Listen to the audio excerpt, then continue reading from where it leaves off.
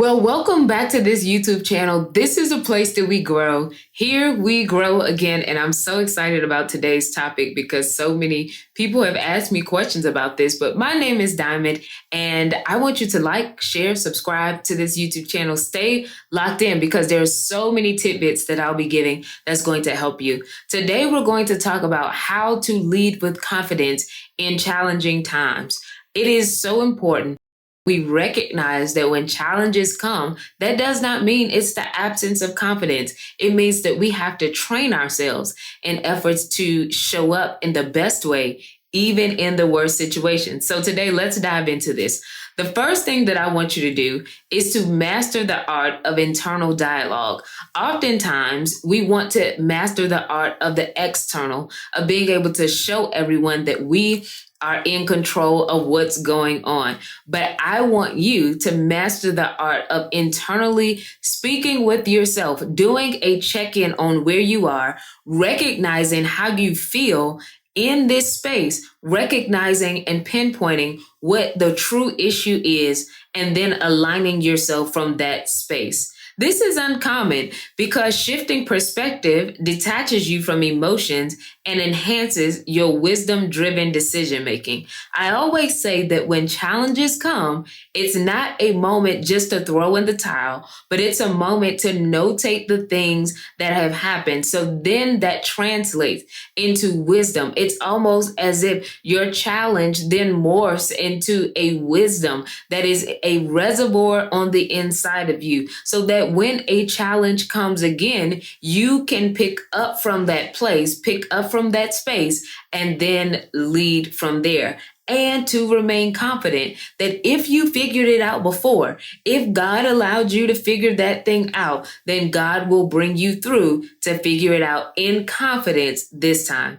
The second thing I want you to do is to create a resilience council. What is that? That's a council of your past, present, and future. Many people often seek mentors, and every time a challenge comes up, I got to call my mentor. That's fine and dandy. I appreciate that. But one of the things you want to do is to create the wisdom reservoir, not only internally from the challenges that you have faced, but you want to create a wisdom reservoir from the things that people have deposited in you in the past. So that means instead of just calling a mentor when things go awry, you now are creating an invisible boardroom where every step of that you can pull from the wisdom of others. So in essence, there may be a business mentor that has told you some things that can assist you in one part of the challenge,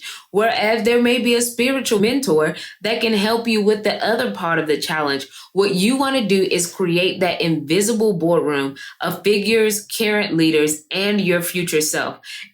Okay, even in challenging times, so that you're not paralyzed by the present, to tap into your future self and ask the question, put your name in it. If blank were to experience this, what would blank do then?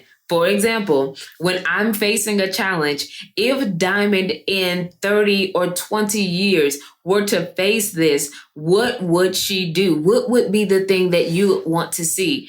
And that means the action step is, when uncertain, ask the question, even what would your invisible counsel do? What do you believe that they would do? Now, here's why this is important, because not every challenge will require the timing in efforts to pick up the phone and call or to text. There are moments that in the twinkling of an eye, you'll have to make decisions in confidence, because it's not only tied to you, but it's tied to the people that you lead, the people that are around you. Maybe it's your family. There are those moments where you have to pull on the reservoir of your internal confidence, but then pull on the reservoir of your invisible boardroom.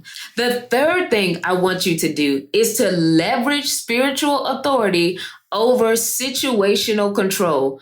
Trying to control everything actually breeds insecurity. No one's going to tell you, so I'm going to tell you the truth. Trying to control everything breeds and screams insecurity. True confidence comes from surrendering to control and wielding authority over your mind and emotions. Here's your action step. Declare, I am not in control, but I have authority over how I respond. You may not be in control of the hand that was dealt to you, the challenge that is before you, but you do have authority on the inside of you to handle how you respond to it. And that's why you have to do steps 1 and 2, so that in those moments you're able to make a declaration. Now, a declaration, to be able to declare that, is totally different than just saying it. No, declaring and decreeing means that I am putting it in stone, that I am coming under the authority to say that I can do this. This is uncommon because many leaders try to manipulate outcomes instead of mastering their mindset and faith posture. Listen, when you don't have the right faith posture, it breeds insecurity because you're doing everything in your control to mask and manipulate the situation, when really all you got to do is take a step back and let your spiritual authority step in. We've all seen that person when things go awry, whether it was their fault or not, but they're always trying to step in, seek, what can I do? No. Sometimes you got to step back and watch the spiritual authority take place. The fourth thing I want you to do is to deconstruct your fear through worst case training. Whoo, this is a big one. Instead of avoiding fears, actively confront them in your mind by walking through the worst case scenario. It can always be worse than this, but it's not as bad as it could be. You got to think about that. Now, here's the other side of that. Some of us live in worst case scenarios.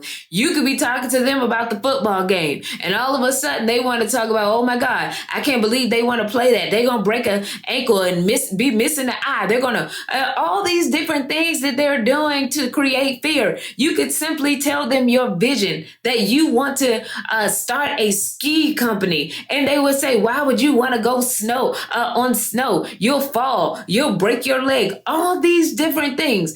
Even when you think about back in the day with actors and actresses, what would they say to them? Go break a leg. This worst case scenario, living in that, you can't live in that because there are going to be moments where you have to have confidence. Ask yourself, if everything went wrong, what is the absolute worst thing that could happen? And then what? Continue until you strip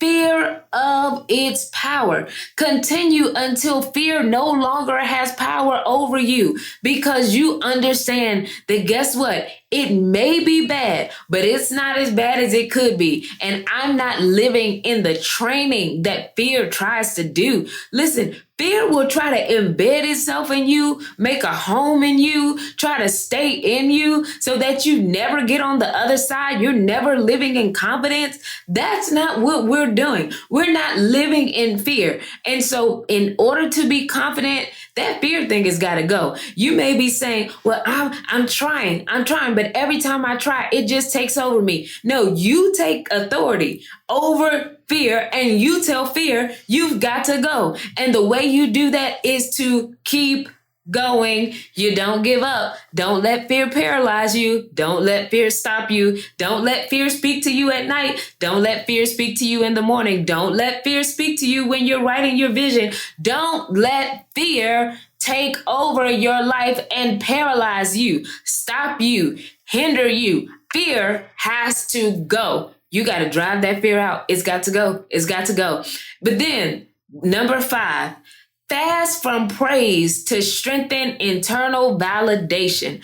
Oftentimes, fear lives in us because we are always looking for validation. The fear is birthed out of the silence.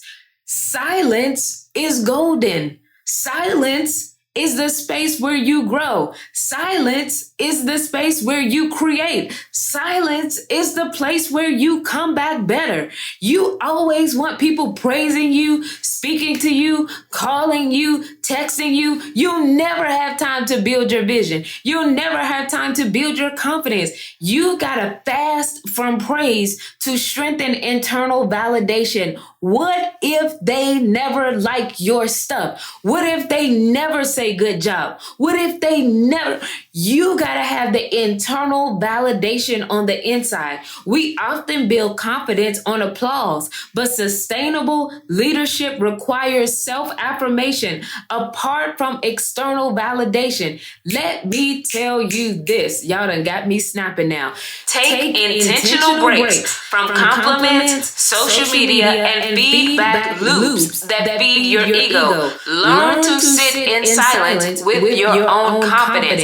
If they never say you did a good job, let the fruit of what you did overtake the silence. Let the fruit of your labor show you that you're in the right space. Far too often, we don't prioritize a well done from God rather than sitting around waiting for people to call my name, say this about me. Doing that is not a well done from God enough. Is not a well done from God bigger or better than any email from your supervisor or from your leader or from your group lead? If you're going to lead with confidence, fast from praise to strengthen your internal validation. I know this is uncommon because leaders rarely detox from praise, but this practice deepens your ability to lead when affirmation is absent. Woo! What do you do when you have to lead when affirmation is absent? Now, I want you to make sure that you take these steps, internalize them, because there are going to be moments in your life where you're going to need to detox from these things in efforts to lead with confidence in the midst of challenges. When challenges come my way, I believe that what impedes us also empowers us. What stands in the way becomes the way. I said it before, but I live by it. And I also believe that there is a leader in you. And because there's a leader in you, I'm grateful that you have tuned in today to this video. I'll see you next week on this same channel. I want you to like, share, subscribe, and even share this with a few people who need to hear this message. I'm grateful that you tuned in, and I'll see you later. Here we grow again.